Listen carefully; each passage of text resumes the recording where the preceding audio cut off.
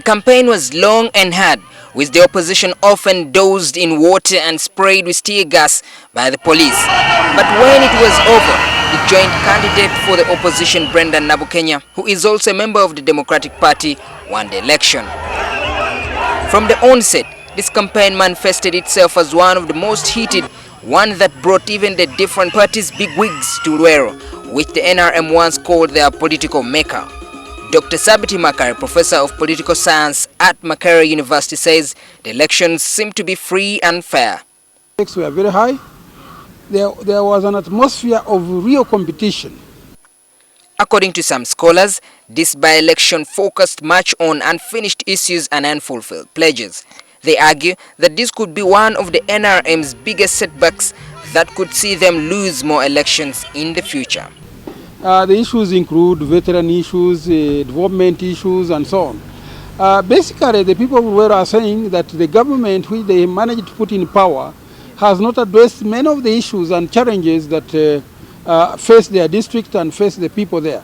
The NRM has been riding on the ideology that they have unwavering support in the rural areas, but this trend could be changing because since 2011, the party has rapidly lost at least 5 by-elections in the countryside. Luwero is a typical rural area, and what does that reflect on the performance of government in the rural areas? But also there is another dimension to that.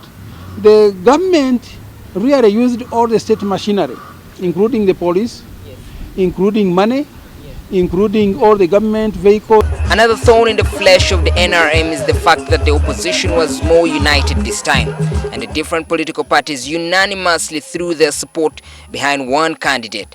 This is perhaps one of the factors that had a hand in Nabukenya's victory. It is an indicator also to them that they should work together all the time.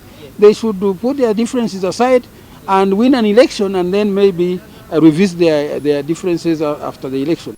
And as the opposition showed a united front, one of NRM's top members openly threw his weight behind DP's candidate, former Vice President Gilbert Bukenya, who is also NRM's chairman for Buganda, supported Nabukenya and said he was not scared to face the party's disciplinary committee. The only person who can expel me from anything of my life is my mother, and she's dead.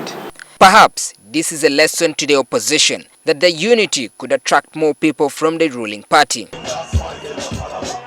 There is also the argument that President Museveni's use of strong language against the DP's candidate could have worked against the party. Now, these houses which have been destroyed, they must be paid for by the opposition. They must build these houses. According to Professor Makara, this could teach President Museveni to change his strategy because the NRM lost again, even after he spent 2 days in Luwero campaigning for Nalwanga.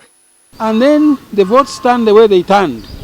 Maybe President Museveni also could rethink his participation, because sometimes if things turn the way they are, if they were turned out like that in many places, it would be an indicator that he should think about transition. Because President Museveni knows he's popular, and we know he's to some extent popular, but really 30 years is a long time. The fact that the opposition won in the Luwero by-election could not only mean victory against the NRM candidate, but also to President Museveni as a person. But also another factor that still needs to be answered is the fact that Dr. Gilbert Bukenya, who was the former vice president of this country, came into the picture, could shed more light to the loss of the NRM candidate. Maurice Ochol, NTV.